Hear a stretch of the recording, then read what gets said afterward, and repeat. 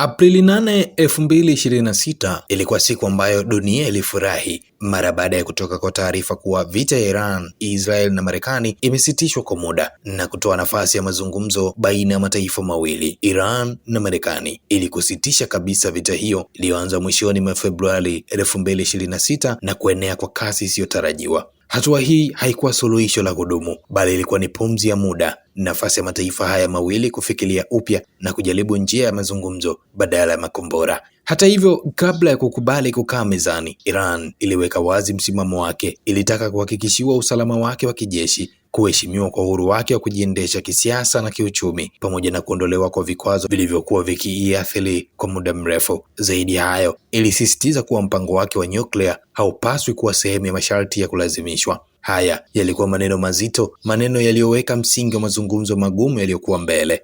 Katika mazingira hayo ya tahadhari na matarajio, macho ya dunia yalielekezwa katika mji wa Islamabad nchini Pakistan. Hapa ndipo mazungumzo ya kihistoria yalipofanyika, mazungumzo yaliyobeba matumaini ya kumaliza kabisa mvutano huu.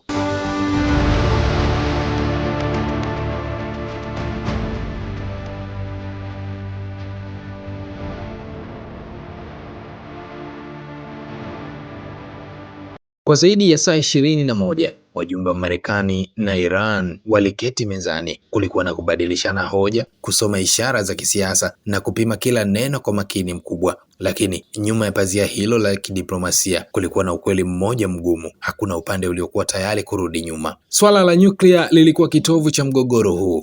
Marekani ilitaka uhakika usiotiliwa shaka kwamba Iran haitengenezi silaha za nyuklia. Kwa Marekani hili halikuwa swala la siasa pekee, bali la usalama wa dunia nzima. Lakini kwa Iran hilo lilikuwa mstari mwekundu. Iliona masharti hayo kama jaribio la kuingilia uhuru wake wa ndani na kuinyima haki yake ya maendeleo ya kiteknolojia. Hivyo basi ilikataa kutoa ahadi hiyo kwa masharti yaliyowekwa.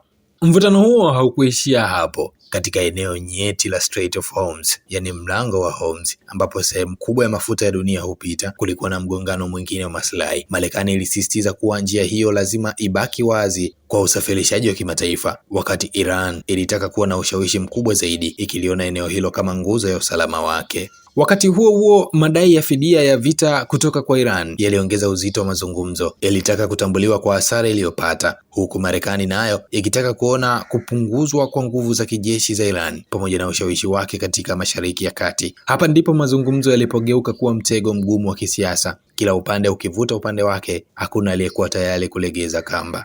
Hatimaye, baada ya saa nyingi za majadiliano, majibu yakawa wazi: hakukuwa na makubaliano. Iran ilikataa mapendekezo ya mwisho yaliyowasilishwa na Marekani, ikiyataja kuwa makubwa kupita kiasi na yasiyokubalika. Lakini hata hivyo, wachambuzi wanaeleza kuwa kushindwa huku hakukutokani na upande mmoja pekee, bali ni matokeo ya pande zote mbili kushikilia misimamo yao bila kutafuta eneo la kukutana katikati. Mazungumzo haya ya Islamabad hivyo yakafungwa bila mwafaka, yakiacha nyuma si tu maswali bali pia wasiwasi mpya. Je, kusimamishwa kwa vita kutaendelea au dunia itashuhudia tena mlio wa makombora? Je, haya ni mazungumzo yaliyoshindikana au ni mwanzo wa safari ndefu ya kuelekea amani? Kwa sasa dunia inasubiri kuona viongozi wa Marekani na Iran wataweza kurejea mezani wakiwa na mtazamo mpya, mtazamo wa kujenga badala ya kushindana, kwa sababu katika historia ya binadamu mara nyingi ushindi mkubwa haupatikani vitani, bali katika uwezo wa kukaa pamoja na kukubaliana kutofautiana. Na katika mgogoro huu dunia nzima imejifunza jambo moja: amani si matokeo ya nguvu, bali ni matokeo ya busara. Force News tutaendelea kukujuza yale ambayo yanaendelea katika mazungumzo haya.